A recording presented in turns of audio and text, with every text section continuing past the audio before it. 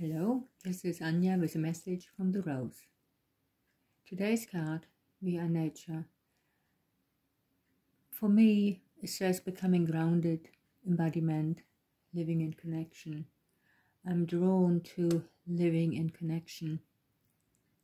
It's not just the connection we have with our outer world, with nature, but it's also our connection with our own spirit, our own soul, and embodying in who we are.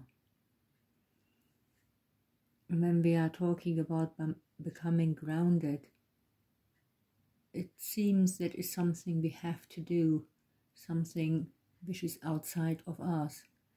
And yet the moment we're coming back within ourselves and we're becoming present, that's actually when we are grounded. By being present and deeply connected with our own soul, we are automatically connected to all life. Not only other humans, but also the animals, the plants, the whole planet.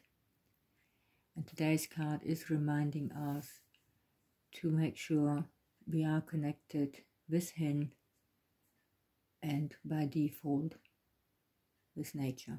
And that's the message for today. Bye for now.